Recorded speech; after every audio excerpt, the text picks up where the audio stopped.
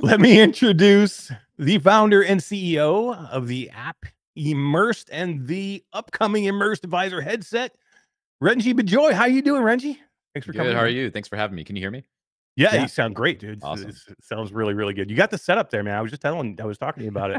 It All the sounds credit goes really, to really my- good. You Yeah, sound perfect. Yep. all the credit goes to my content team, man. Those guys are awesome, man. If you ever see like Josh Curry on Instagram or Twitter or whatever, like all those guys, Tim and John Daniels, like those guys are awesome, man. It's You'll nice to nail it. have a room like that, right? Where you can Yeah. just get into and you can do these little things, or get in the Yeah. screen and do a meeting or something like that. Super cool. Yeah. Well, yeah. I just want to say, number one, thank you for coming in. I know you must be extremely busy. We really appreciate it. When Todd reached out and said we have a chance to do this, I'm like, let's do it as fast as we possibly can, just because it's an exciting time. And I was just talking about the landscape of virtual reality and how it's ever changing, and things kind of happen and move in and out, and it is exciting times. And I do want to get into the headset, but I want to first kind of dive in a little bit with you. Let people know a little bit about you and tell us how you came to, into be your path into founding Immersed first. And then we can kind of get into some of the techs of the visor coming up. Yeah, I could talk about that. It's funny because I actually was pre-med in undergrad to start with, right? So yes, I'm technically the CEO Georgia slash Tech? CTO.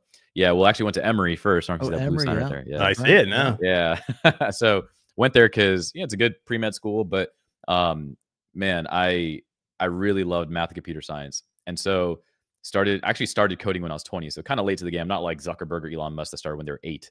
But for me, I started when I was 20 and loved it. It was really cool to be able to build stuff that other people could use, and it would just automate their life or make their lives easier, right? So for example, like my wife was an accountant, and she, for like 12 hours a week of the 40 hours, would have to sort bills manually, looking at the PDFs, looking at the apartment number, and then sort it. And I was like, man, that's a huge waste of time. So I just coded like a quick OCR plugin, computer vision thing that ultimately would sort the bills for her. And 12 hours turned into 30 seconds. And then the rest of the time went towards watching Netflix. So, Nice. I'm kidding a little bit. But at the end of the day, when I realized, man, I could build stuff that other people can use and like it makes their life easier. I think that's a way that I could get up out of bed every morning being excited to go to work, as opposed to, it's nothing wrong with saving lives as a doctor or something. But man, building tech, I almost wanted to figure out a way to fuse the two together. So things like robotic arms or something, right? But anyways, I got into med schools and got my acceptance letters. And I was like, man, am I really going to commit to this thing? Ultimately, I didn't pull the trigger, obviously, and I threw all my acceptance letters in the trash. My parents were super upset. I can imagine. Yeah. And I was like, no, I'm just going to go be a coder somewhere. And they're like, what the crap is wrong with you? Who would do this? And very quickly, I sort of climbed the corporate tech ladder, so to speak. By the time I was 23-ish, 23 and a half, I was a lead software architect at just one of sort of these larger companies. And I realized, man, in the web world, I feel like I'm hitting somewhat of a ceiling. I really want to move into AI somehow. So I then quit that job and then focused on a PhD at Georgia Tech, computer vision, machine learning, self-driving cars, autonomous drones, things like that. That was kind of my first dive into hardware, because no one's going to build me a dev kit for a self-driving car, especially back in 2014, before Teslas were a thing. And I mean, we also worked on autonomous drones. It's really, really cool, but it was going to be 8 years. So I was like, all right, I don't know if I could devote 8 years towards this. That's a long program, man. Yeah. Hell yeah. Because I mean, multiple people there, it felt like they were almost like handcuffed. Like the I guess research professor would have to agree, or I guess vote that their thesis was a good one, and then hey, you're released to go live your life. And ultimately, it just seemed like it was a cycle of doing cool research so that we can get more grants, so we could do more cool research. And I was like, man, I don't want to just like add a leaf to the tree of knowledge. I just want to go build a whole new tree. And so after 3 years, I quit. And then that's when I started Immersed. So we actually got accepted to a couple of different accelerator programs, one called Y Combinator, another one called Techstars. So we were finalists at both. But Techstars was more business focused, whereas Y Combinator was more product focused, which I already had a product background. I knew nothing about legal, hiring, finance, fundraising, marketing, etc. They essentially throw you into a 3-month boot camp of how do you build businesses, like just an MBA program for 3 months with people who have sold companies for hundreds of millions, if not billions of dollars. So like the founders of Groupon, Lightbank, like a lot of different people in the Chicago area were running our program. And don't get me wrong, Y Combinator is great too. If anything, they're even better, where companies like Airbnb, Dropbox, Reddit, Twitch, Stripe, those all went through YC. Companies like Uber, ClassPass, Twilio, SendGrid, DigitalOcean, those went through Techstars. So both are great programs, but I really needed to learn how to be a CEO, not just a CTO. because I didn't have a co-founder when starting Immersed. And so that's the tough part, right? The CTO part, is the CEO part. That's the hard part yeah. when you're getting into these things. Yeah. And so little did I know, though, it would be a huge advantage in years to come that being a technical CEO was a huge advantage when trying to fundraise for a tech startup. Because I think a lot of non-technical CEOs will sound very salesy and not realize it. And also people will ask them technical questions if they're building a tech startup and not really know how to answer it, and thus not instill confidence in the people who are investing in them. And so, I mean, it was a great experience. I would probably never do it again because it was just like insane. I mean, it was 6 a.m. till like 11 p.m. every night and somehow figure out how to run your company outside of that. That's quite the boot camp. Like 3 months. That's a lot of information in such a little time, right? It That's was. crazy. I'm getting tired just talking about it. But I think at the end of the day, like going through that program was super helpful. I hear it's not what it used to be. So it was definitely a magical time at the time. But fast forward for the next, I would say 2.5, 3 years, me and a couple of other people on the team at the time, and most of which are still here, we were really sort of just heads down, iterating on the product. We weren't on the Oculus store at the time. We were just a side-loaded app. And by July 2019, I realized, crap, we have like 5 or 6 months of runway left. I got to go fundraise again, because we only had, at that point, had only raised like 800K maybe, but that's 800K for like 2.5 years for several engineers. And I started fundraising. By November 2019, we had $3 million hard committed. But then our lead investor said, hey, one of our partners who help fund these deals is based in China, and there's some kind of crazy pandemic or something happening in China. So we're going to have to pull out of this round. And thus the entire $3 million round unraveled. So fast forward to November 2019, Immersed had $0. And I went to my team in tears saying, I guess y'all can go look for jobs because we don't have any money. And man, I felt like I wasted the past 3 years of building this company, dragged my wife all around the US. I was torn. But after a couple more months, that's when Meta had reached out, Facebook at the time, saying, hey, like, this thing called COVID is forcing everyone to work from home. And we are considering figuring out how to bring the first non-gaming app to the Oculus store, which ended up being us. And so they helped us a ton in regards to QA. And that was enough traction for us to be able to open up our first crowdfunding campaign where users, followers, friends, and family could get their money into the company as well, because we felt like everyone's working from home. This started clicking for people. I started receiving texts from random people from like high school and college and just anywhere, any person I've ever met, saying, holy crap, now I understand what you're doing, because that's where working from home started registering for people. And so, we raised $2 million within 2 days. Whereas previously it would take me 6 months just to get 300K together. And then fast forward 8 months after that $2 million round, we raised an $8 million round within 2 weeks. And that was the world's fastest crowdfunding campaign at the time. Yeah, I guess at that point, I mean, just sort of off to the races. Fast forward to today, to my knowledge, and based on people behind the scenes at Meta, I'm not going to name names because maybe they'll get in trouble. I don't know. But they said that Immersed is has the most amount of cumulative usage. Our users in the past couple of years have spent 1,200 years in Immersed. That's crazy. Isn't that crazy? Think about that. 1.2 millennia. Yeah.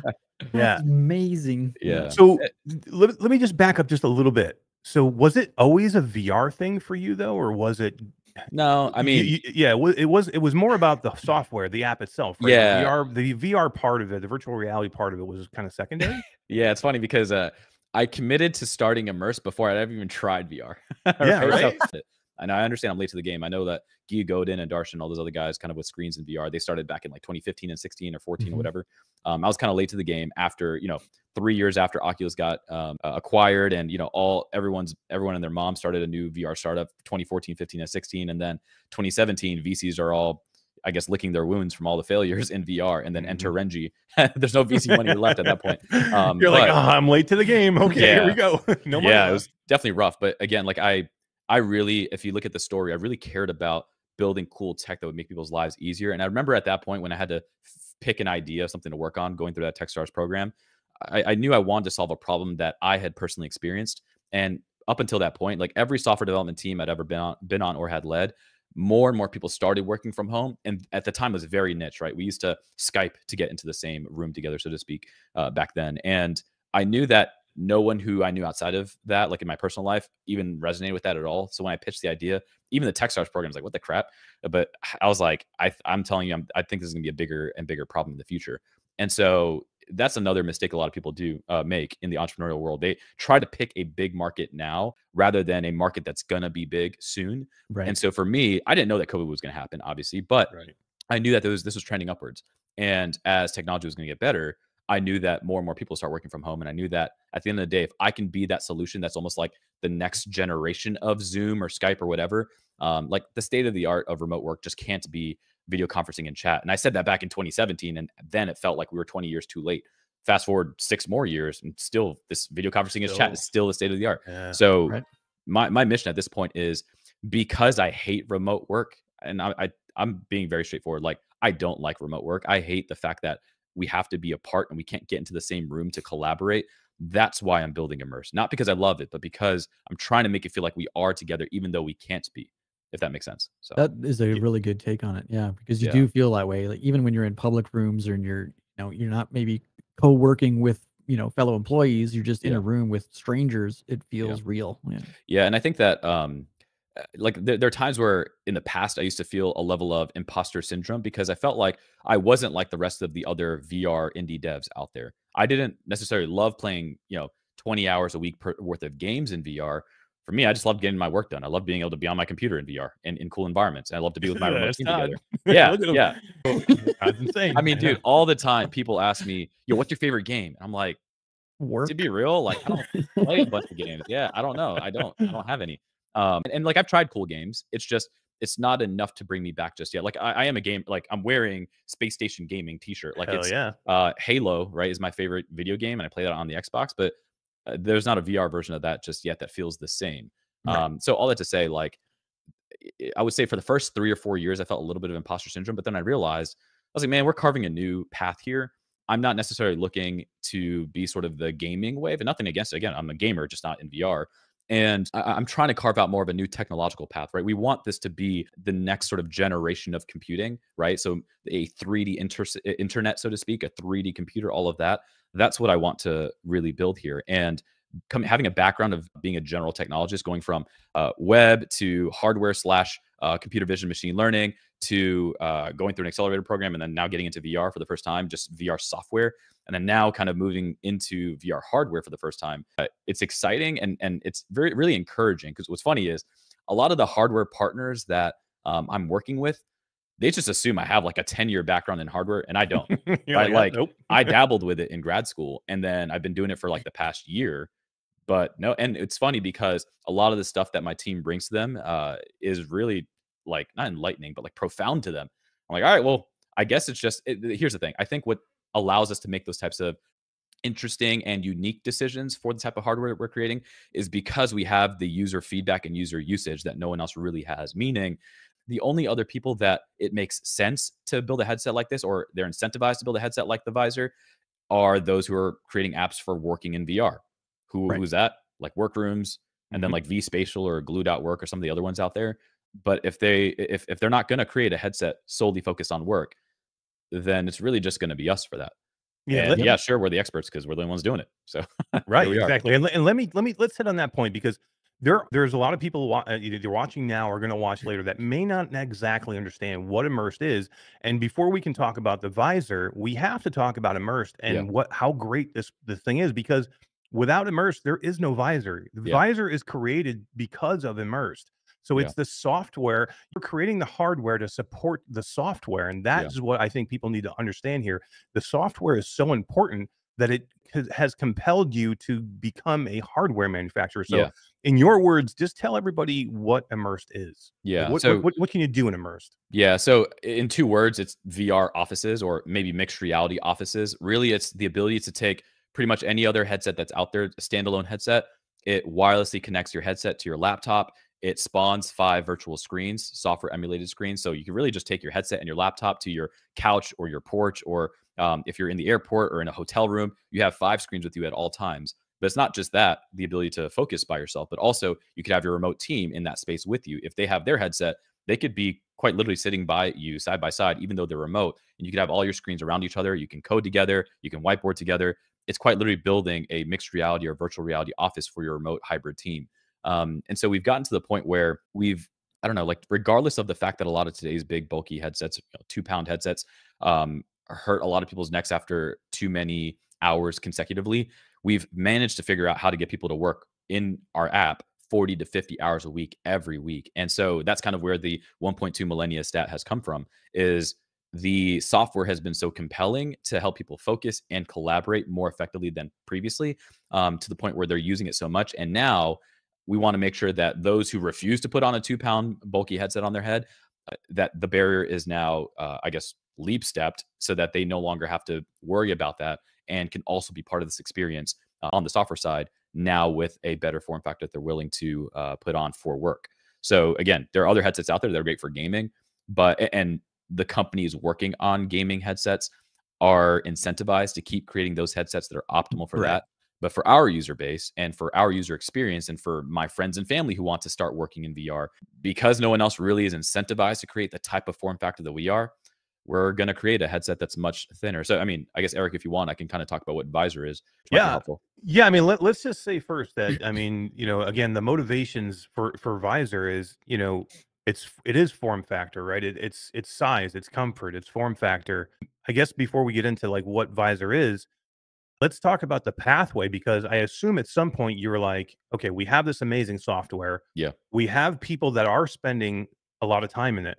How do we broaden that? Yeah. How do we get more people in? And then you probably looked around trying to find a partner, right? I assume, because the path from I can make software to I can make hardware is, I mean, you may have to tell people, that's a huge gap to be able to do that. So I would imagine that you probably at first went, okay, who can I partner with? Exactly. I mean, I named the AR VR tech giant. I reached out to them. I talked to them, and not only via a video call, I flew to them.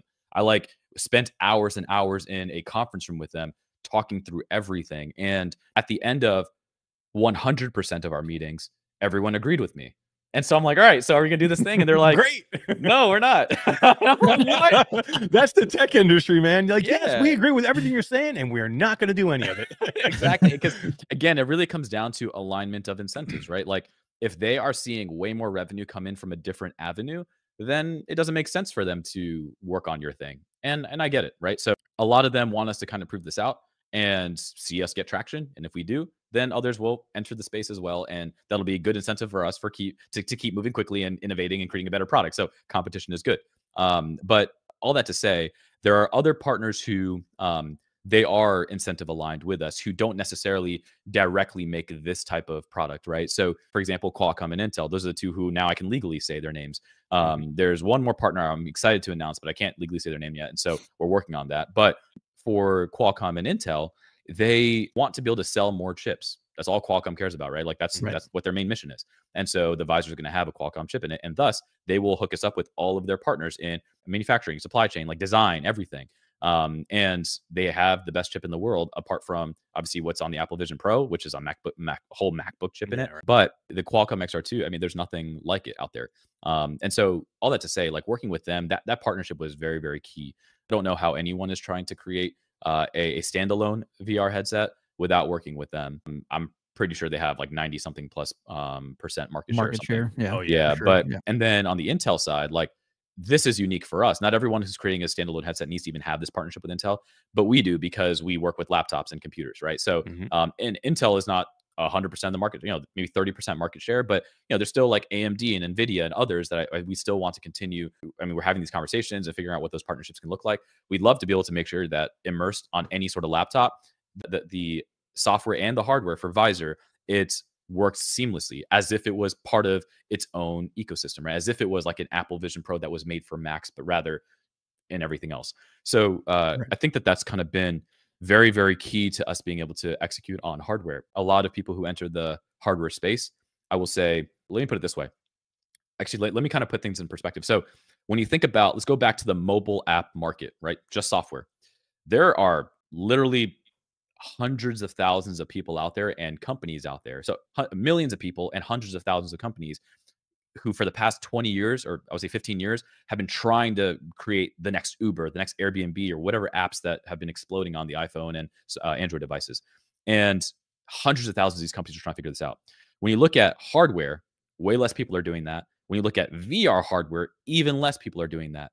So when people say things like, oh, this is such a difficult problem and the hit rate is so low, like so many of these projects have announced their project and then have failed.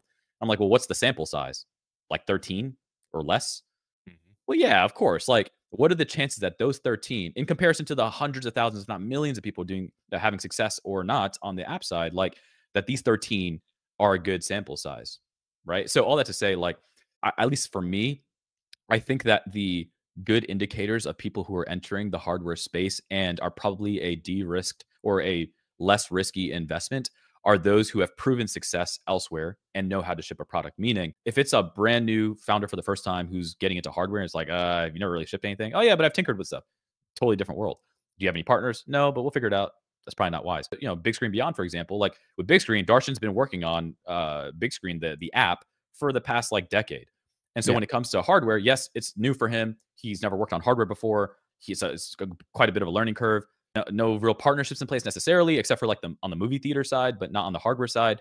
And so, but they've figured out, and that's why it's taken 2-3 years for them to get to where they are now. For Mhm. us, like to be real, like in the past year, we've been starting our hardware journey, right? Because I've been trying to get other people to build it for the past however many couple of years, and they said no. I'm like, all right, well, I guess we have to. And so I've been kind of going back to my hardware roots from grad school a little bit. Again, that's more tinkering. I haven't brought anything to production on the hardware side, but on the software side, we've been doing nothing but shipping software before Immersed. I mean, I was working on an application that was sort of like the TikTok for CNN. And it ended up growing to, so I was the chief architect on that, essentially like raised the team up, built all of it, shipped it within 6 months. And then within 2 months of release, we had 3 million daily active users. So I got to see a successful product that I got to lead. I didn't pay for it. CNN paid for it, but so there's no financial risk. But when starting Immersed, okay, I have some of that growth hacking experience, like building products, building a team, and then growth hacking it. Then bring that to the startup world now, plus the financial risk. Okay, now I need to figure out ways to not only be funded, but also incentivize my team to move fast. And our incentive is all our friends and family's money is in this thing, right? So like we don't want to screw them over. And so incentives are aligned for us to move very, very quickly. And moving into hardware is the only thing we believe is going to allow us to grow to a much, much bigger total addressable market. Because here's the alternative.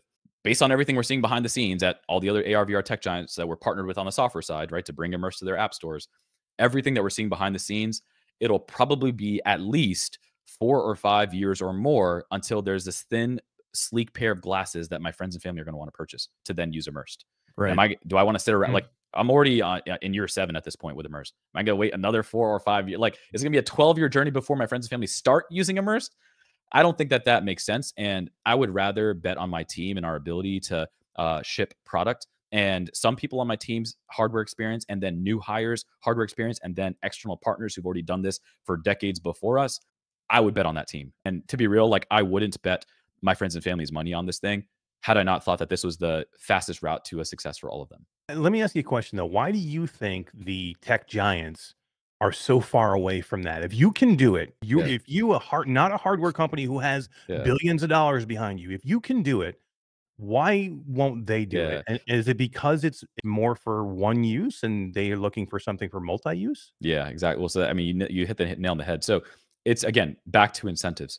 Zuckerberg wants to have the holy grail device that is generalized for all use cases. That like think about this. For the past 20 years, he's had to be subject to the gatekeepers, Apple, Microsoft, Google, who Zuckerberg's app is on their platforms.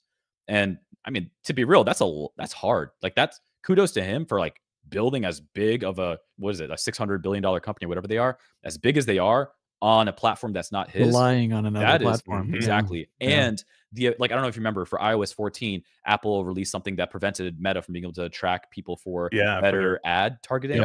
That sucks for Meta. And it almost killed them. Yeah, they had to change everything. Exactly. And man, so kudos to Zuckerberg for lasting this long. And now he's like, man, I need to. The reason why I acquired Oculus because he saw the vision of this is the next generation computing. I need to own that. Right. So after laptops and tablets and smartphones, it's going to be glasses. I need to own that because I've been getting whooped on the platform where, like, I don't know if you heard of Facebook phone and these other things that they didn't really succeed. He wants to succeed in the next thing. And so he wants to create that holy grail device, not a single function device, but a holy grail device that has all the use cases. And so again, even if it takes another 5 or 10 years to get there, they have the funding for it. So they can do that. For me, for what Immersed is and the mission that I'm not on the mission to create the holy grail device, at least right now. Maybe Visor does a great job with work and then we start branching out to other areas. But because I'm so focused on work right now, I want to make sure that I target that very well. And again, it comes down to alignment of incentives. If it's not that the tech giants can't do this, they just doesn't make sense for them to. Like they're not incentivized to. They can do this way better than me because they have the funding for it.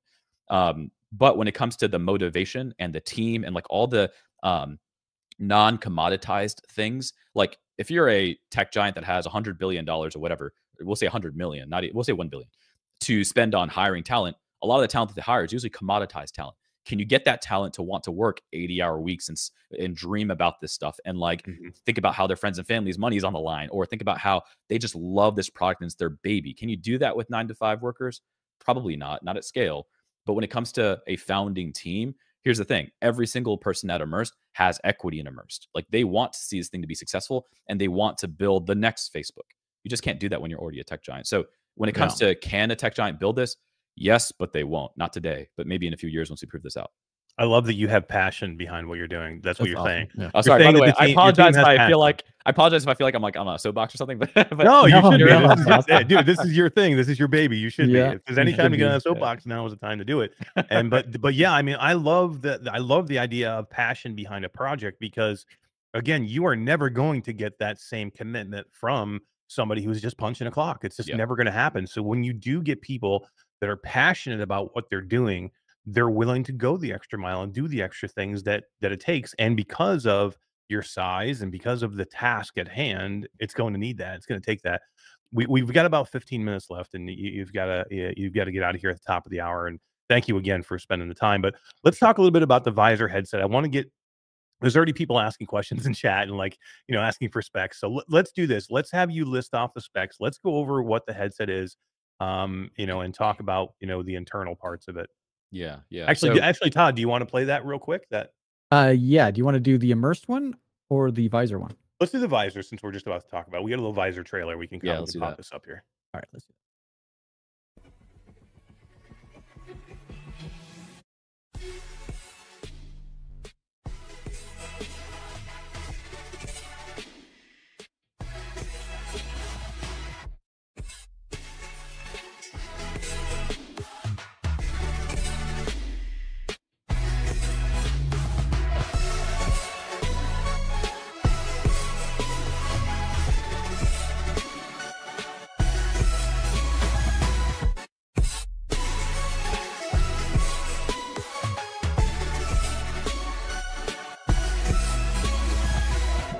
They will also enrich our society because it'll make it possible for us to live anywhere we like.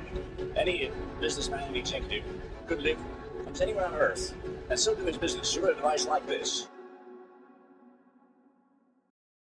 Badass. That's an awesome little teaser trailer of that. Let's get to this right away. I want to jump into this because I know everybody's thinking about it, and I thought about it just with that trailer. What's the field of view? Because I just saw through those lenses. It looks like the screens themselves, they are micro OLED, but it looks small. So the biggest problem about many of these types of like Rokid or Nreal is the field of view. The field of view is always not great. So tell us what's the field of view going to be on this headset? Yeah, so this is why we actually chose VR over AR for our first device, is because of the field of view. So, some of these AR devices will get you between 20 to 50, maybe 60 on some of these devices, not even, honestly. And for the product that I want for myself is a product that's north of 100, right? So for us, we're actually going to be above 100 degrees field of view. Nice, above. Okay. But yeah, so it's something that allows us to achieve some more periphery than what other devices allow, especially in the AR space. It won't be as amazing on periphery as some of the bigger lens ones that have a bigger eye box. Because for us, this is a very low profile device. If you want a big lens in which you can look through, it's going to have to be a little bit further from your face, right? It's not something you can have like super thin and sleek like this. So you have trade-offs. Yeah. People are asking horizontal field of view, and any ideas where we would be for horizontal? So sorry, correct. That'll be, I think it's exactly 102. Yeah, 102 horizontal. Oh. That's quite impressive. That's big. I see where where you need that trade-off here, because you can't have a small field of view because you need how many screens? You have to be able to see. Like if you have a small field of view, how do you put multiple screens in that? Then they're like this big. Right, you need to make them bigger. So are we still going to be able to have 5 Yeah, screens but no one. inside this? I mean, based on our user data, and even honestly, if you just think about yourself, when do you ever use all 5 simultaneously? Like, meaning, usually people have like about like 2, maybe 3 that they're actually actively using, and usually like the 4th and 5th are like running something random.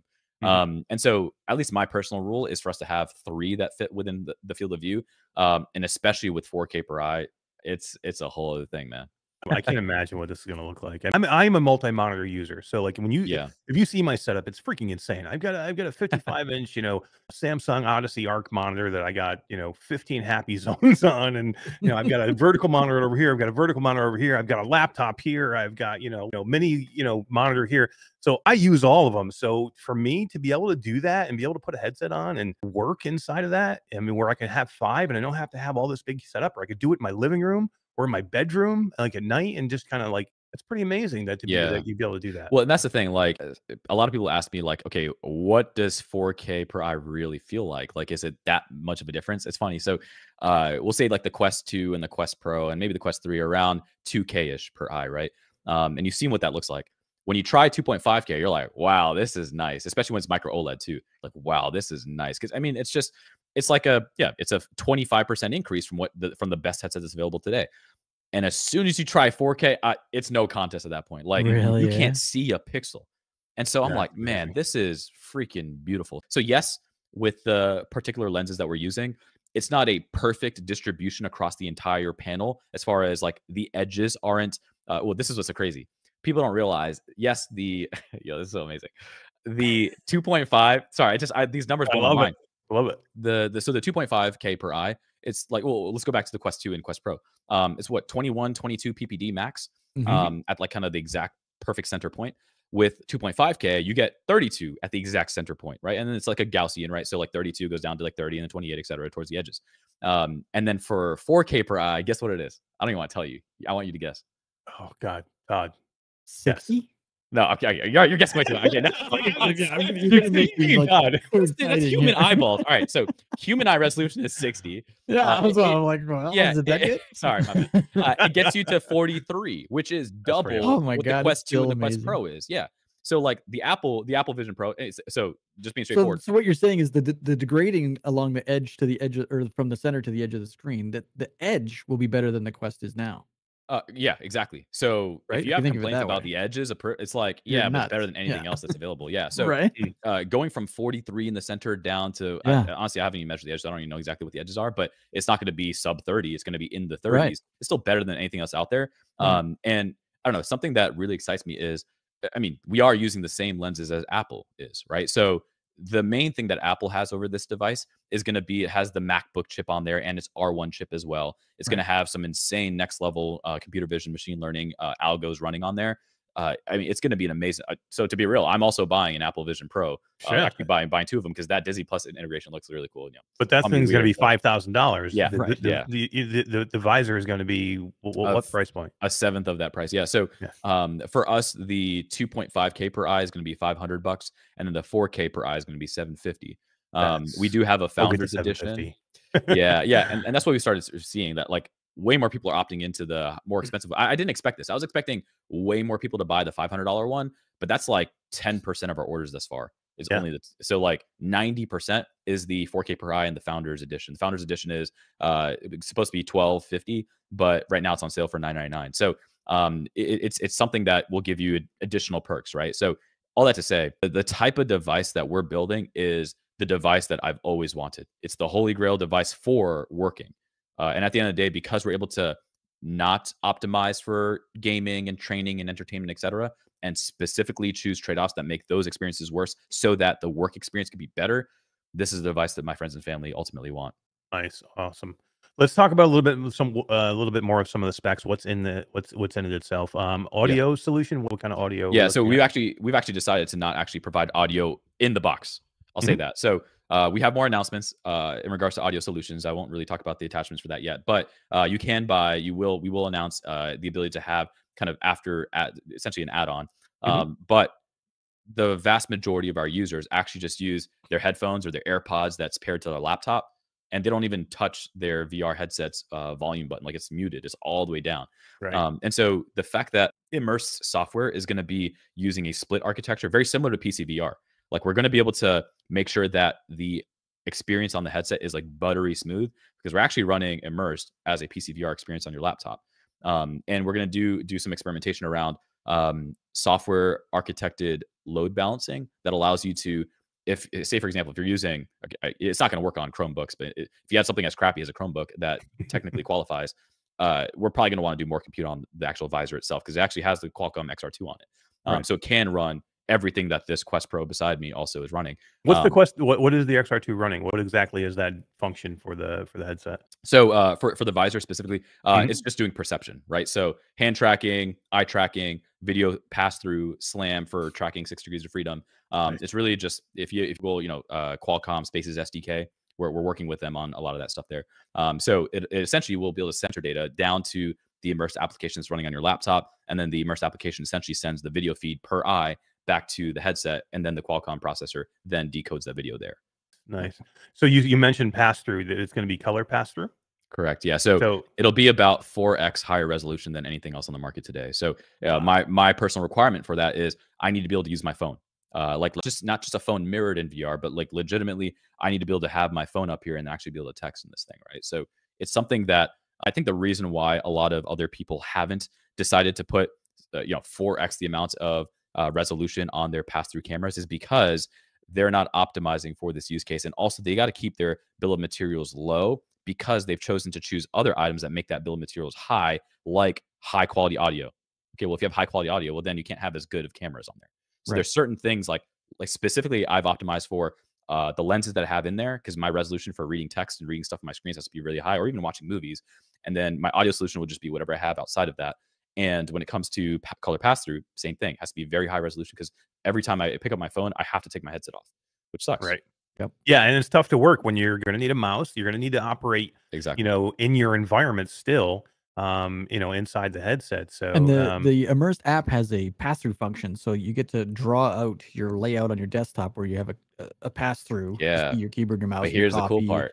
But right now in the Quest Pro, you can't see shit. Like you can't see the keys, the letters on your keys. If you don't know how to type, that's a problem. Yeah, but the cool part is, because now we are owning the hardware, what if there's a world in which you don't have to draw anything? Oh, that'd be so good. Like, so something that I've been working on with Meta way back a couple of years ago was back before they were doing keyboard tracking, we were the partner they're working on with that, because we're the ones that made the most sense for them to like have keyboards in VR. And the fact that they were doing a lot of training on specific keyboard models, I was like, please don't do that. Like all you need to do really is just train a general image classifier on all keyboards. And if the headset detects a keyboard in the area, then cut out a pass-through square. That's all you got to do. Yeah. Right. For the higher resolution Quest Pro. Like, because to be real, so Quest 2, you can't do that. It's too blurry. On Quest Pro, it's actually pretty good. It's like good enough. It's hard to see maybe the symbols on the top row, but everything else you can. What we realize with the users is they mainly just need to know where's their keyboard in 3D space, get their fingers on the home row, and then you solve the problem for 90% of people, right? Because typing if you can type, then it's fine. If you're a hunt and pecker typer, then there's no way. Yeah, well, yeah. So I mean, you're probably not, if you're a pecker or like a hunt and pecker type of person, then you probably don't have like a very savvy computing VR experience. Like you're not really. It's mainly tech savvy people who are using this, right? So that's true. Yeah, and again, there's maybe 10% of people who aren't that, but we're not solving for that at least yet. Once hardware gets better, then we will. Think about again. So I'll just show you on the actual visor itself. So damn, you got one right here. So so this is actually something that was confusing for people. I can't see the cameras in the way. So for people, it was difficult for them to see what is what on this thing, right? So for the actual device, we've decided to actually do 2 color pass-through cameras. This is actually a depth sensor, and then we have 2 grayscale cameras, right? So for pass-through, we care about. It's funny you put me in full screen. Look. Really? Hey, there it is. Yeah, everyone look. For the devices, and here's the thing, like, because this sounds really dumb, but non-VR users are very superficial about what they look like when they're in public with one of these things on, right? So imagine if I had like here. So I don't want to constantly make comparisons to this, but this is my main computing device today, is the Quest Pro. I've been using it for the past 2 years. I love it. Well, because we got early access to it. We've been using it for the past couple of years, and I work in this thing 30 plus hours whenever I'm in the office. And the problem with that is, though, I wouldn't go to a coffee shop with this. Right. It's just too big, right? It's not portable. And then also, people think I look kind of weird with the thing on, right? So, and it's not just me. Like, I'm a tech savvy person. I'm willing to take that sacrifice. But what about my friends and family? Are they going to do that? No, right? And this is what my pitch to Meta was. I was like, look, what if we created a device like this? And like, at the end of the day, like, the reason why this superficial front visor is there is really just so that you don't feel as self-conscious with it, right? So like, it's something that if you had a faceplate that ultimately like hid the cameras, but it's not really even doing much to the actual camera, like the actual pixels. Like, yeah, it's a little bit darker now for our computer vision stuff, but you can do pixel manipulation, right? Just brighten the image. Does it do that with the pass-through? Does it now darken it like a tinted look? No, because we could run shaders on. So for example, even if like the Founders Edition, right? People asked, oh, isn't that like a red orange color? Colored faceplate, right? How does that work? Well, there's this thing called the color wheel, right? So there's color wheel, and on the opposite side of the color wheel, if you kind of zero that out and just run a shader, that like live time, it zeroes it out. It's not perfect, but you can't really tell a difference if you're not like a designer, right? So to the untrained eye, you can't really tell much of a difference. And then when it comes to things like, is it bright enough? All that, like, this is what computational photography. If you Google that a little bit, there's a lot you can learn about pixel manipulation for this. And at the end of the day, like, if you have ultimately the ability to hide the cameras so that people don't feel like they have bug eyes in person, right? Like, if you literally have bug eyes in person, it really is off-putting to a lot of people. Like, even the Apple Vision Pro, it was cool that they had the LCD in front, but it was almost like borderline creepy a little bit, right? Where it was like, a little creepy, yeah. Like, I'm working and someone walks up to me, like I'm working on an airplane, someone walks up to me and like, or like the flight attendant, I'm like, hi, you know, it's like my eyes are just like, it's like, even creepy, that, but I really want it, really. Yeah. And I'm still buying it, like I'm still, yeah. But at scale, though, at the end of the day, like, you know, the thing that's already socially acceptable are sunglasses. So if this looks more like sunglasses, you're not going to stand out as much. People will be like, why is that person wearing sunglasses? But once they realize, oh, this person's working, and that becomes more and more of a thing, I mean, don't be surprised if in not the next 4 or 5 years, but rather the next year or two, this actually becomes very, very common. Yeah, I agree. Like, when I have the Quest Pro, like I said earlier, take it to work, and I put that headset on, and, you know, I'd say 15 times throughout the day, I now have to explain to people what it is on my face and why I have it and why is it so big, and, you know, the whole 9 yards. If I had something that looked more inconspicuous, that I could just focus on work and not all the people around me. Exactly. Yeah. Right. And I will, and don't get me wrong, like, a lot of the stuff that Meta's pulled off with the Quest Pro, like, to be real, had it not been for Meta, had it not been for the other people pouring hundreds of millions, if not billions, into AR VR, I would not be able to work on my device. Oh, for like, sure. Yeah. we like, it was never possible for Immersed to work on a device before 2023. Like, until 4K was available, I just didn't want to work on a device. I don't want to work on a device with 2K per eye. Like, let other people. We'll wait until 4K is available, because that's the pixel resolution we need. And sort of moving forward, now that more and more people are starting to realize, wow, spatial computing is actually a thing, especially with Apple affirming the space. This is something that really gives people an alternative to the Apple Vision Pro if they don't want to fork over $3,500. But instead, if you have 10 or 20% of that money, you can get a visor that will let you use your computer, watch movies. And it works on Macs, Linux computers, every And Windows PC. Yep. Like, unlike the Apple Vision Pro that only works on a Mac, this will work on everything. So that's the ultimate question that a lot of people are going to ask. Can we do anything else besides work in this visor? So, like, you know, Meta came out and said the Quest Pro is a working headset. But man, I can play lots of VR on that working headset. I can play great. It's probably my favorite gaming VR headset, the Quest Pro.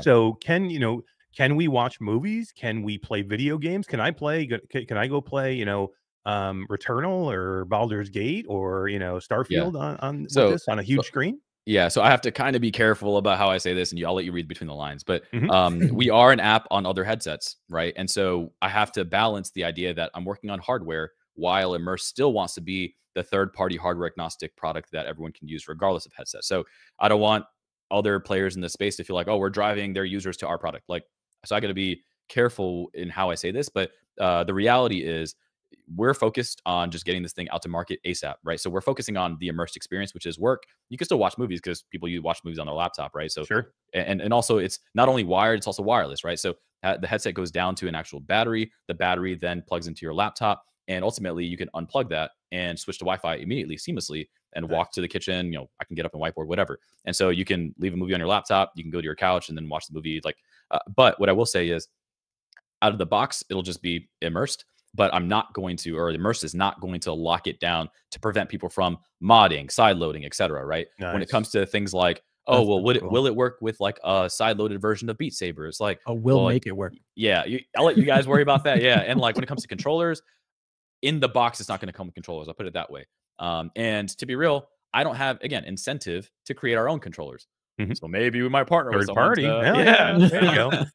Right? So I mean, so eventually, I mean, we could see possibly Steam running on the headset. You could possibly. Nice, I like it. Yeah. So all that to say, like, we're not incentivized to create an app store, right? We don't care about like, or not that we don't care, but we're not incentivized to do gaming, training, entertainment, and have a generalized third-party developer app store for that and support developer SDKs and all of that, especially not in year one. We're just trying to get it out to market. Right. Again, like we don't have 3 years to build this thing. Like it was awesome that Darshan started for Big Screen Beyond, started it 3 years ago. We unfortunately don't have that time, and I wouldn't have started working on it until 4K was available. And so I'm trying to get this out within a year, right? So for us, like we started this year, I want to ship next year. And because we have a history of shipping product very quickly, I saw multiple people say in the comments, Immersive ships apps very, very fast. Right. I personally, like, I want all of my friends and family to have this device ASAP. I have no desire to hold on to people's deposit money for 3 years. I'm not incentivized to. And also, because Immersed is intending to go public as a company in the next year, we have to makes deliver. Sense for you to do it, right? We're screwed if we don't, right? So like, and I'll put it this way. We've made sure to put like it's so funny because a lot of the VCs who get to see a lot more of the behind the scenes, it's so encouraging to hear them say, dang, y'all have thought about everything, right? Like meaning if plan like X or sorry, plan like N or P or Q doesn't work, I have a W, V, and what, like I have all these backups. We're gonna make this work because I need this thing. Like I need this to be. Love it. Yeah. Here's the thing. Like that's why when I look at other people entering the space and I think about, man, you entered the space with so much risk. Like you didn't care to partner with people. You didn't go tinker on your own before taking people's money. Like you just whatever. And then also like you don't have a history of shipping product.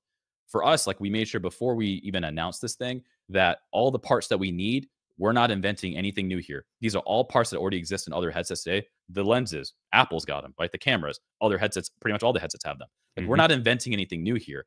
It's really cool. Like once we actually release the generalized CAD models of what this looks like, people are gonna be like, oh, that makes so much more sense. Why didn't everyone else do that? It really comes down to the fact that our team are amazing product builders. We're very strong first principles thinking type people, building it from the ground up. And the fact that a lot of other people layer a lot of things to make the headsets thicker, like you don't have to layer much of anything. That's the biggest hint.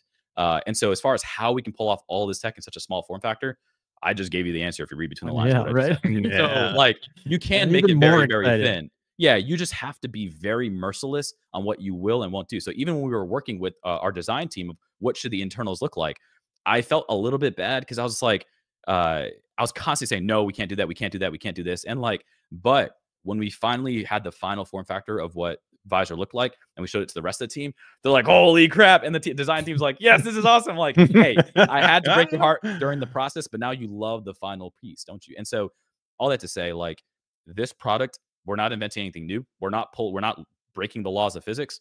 This is all actually possible if you care about our use case. So I'll leave it there. Yeah, I love it, man. I love it. I know you got to take off. Could you answer a couple rapid fire questions from the audience? Todd, you want to grab a couple and I'll grab a couple? Sure. Somebody said battery life. How long in that battery you're talking about? Yeah, so I kind of half leaked this anyway, and there's no legal thing around this. It's like whether or not we want to share this, but I'll just share it anyway. So we in the box is going to come with 2 hours, right? So it is going to be a wired experience that goes into a battery pack, very similar to the Apple Vision Pro. And the battery pack itself has Wi-Fi and Bluetooth in it because it doesn't really make sense for the headset to have wireless on board if it's not something that has a battery attached to it, right? Because you're not going to be wireless, it's going to be wired. It keeps the headset smaller too, right? Not having to have that in your face. Yeah, exactly. So I'm mercilessly taking everything off the face, except for what has to be on there. Anything else is going to be an attachment, right? So things like audio, etc. But the battery pack is going to be attached to like a 3 or 4 foot cord. We're still kind of ironing those details out. That will go into your pocket if you're standing up, and if you sit down, which is going to be most of your default experience, that battery pack is going to be sitting on your desk, and the other end of that is actually going to be going to a wire that goes to your laptop. So that gives you a USB-C mode of what already works on Immersed today. And that gives you super low, like sub 10 millisecond latency. You're not going to be able to notice any latency at all. And you can have 5 4K screens simultaneously, right? So that's kind of the Intel partnership that really matters here is Thunderbolt 3, right? So yes, there's 4 and 5 available, but the Qualcomm chipset moving forward, like we're going to be working out what the next gen looks like so we can get to the higher speeds. But this Thunderbolt 3 is plenty sufficient for that. I don't want to have like a whole link box and everything. I want it to be just one wire. So we're doing Thunderbolt 3 with that. So that's the technology, Thunderbolt 3 USB-C high speed. Correct. Yeah. And so, so the battery 2 hours is default. We are going to allow a larger battery add-on afterward. IPD adjustment, or No. any adjustment for people for prescription lenses, Prescription, or yes. okay. Yeah, so I will say this is what I think Big Screen Beyond got right. Like this is not that they got other things wrong. My point is like that they got right that other people didn't really care to prioritize. I really love the fact. I agree with the fact that I almost always say coincidentally for us, because we're seeing the immersive visor an extension as your laptop. Most people's laptops are just for them. They don't really share their laptop that often, at least not anymore. And usually if it's your work laptop, it's just for you. You're not sharing with coworkers. You're not sharing it with your kids. It's just your work laptop. So if this is an extension of your work laptop, the visor, then it doesn't really make sense to have a shareable IPD. So we're going to be taking a face scan. The IPD is going to be static or exactly what it's custom fit for you. But when it comes to prescription inserts, same thing as the Big Screen Beyond is also going to have the magnetic inserts as well, right? So nice. Those are coincidentally the two things that make sense for us. Again, we're not inventing anything new here.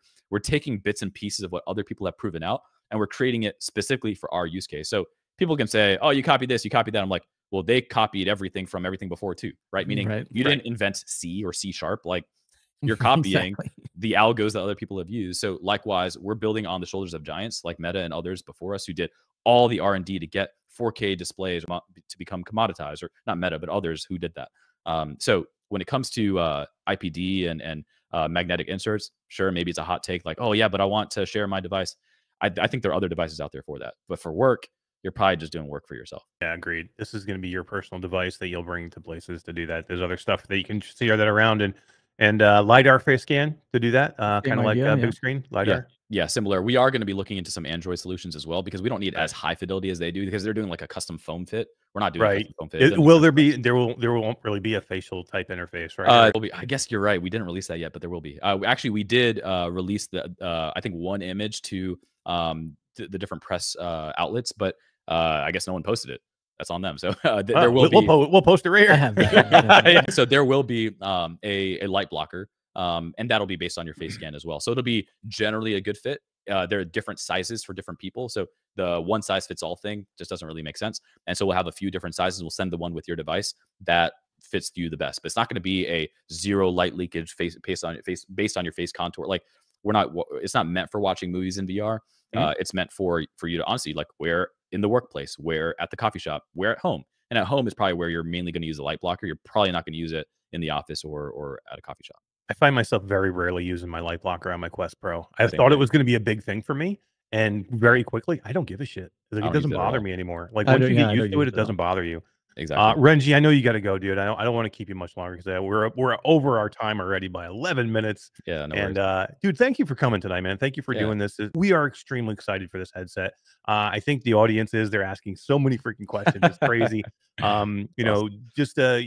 We'll keep up to date with everybody. Let everybody know as much as we can in chat afterwards. And there's links to if you guys want to go and check out the visor and do a pre-order. Todd has been putting links in there, and we'll get that going. And yeah, man, thank you for being here. This was really a lot of fun. I'm glad we got to know a little bit about you as Renji, as the founder of the company. We'll definitely need to catch up once we get closer to the launch. And for sure. You have no idea. Like this honestly has put a massive wind in our sails. Like meaning, to be real, like when we launched onto the Oculus store in August 2020, so about a little over 3 years ago, that was awesome. It was exciting. We got like 20,000 users on day one. Like it was just explosive. And then like hundreds of thousands of users started onboarding.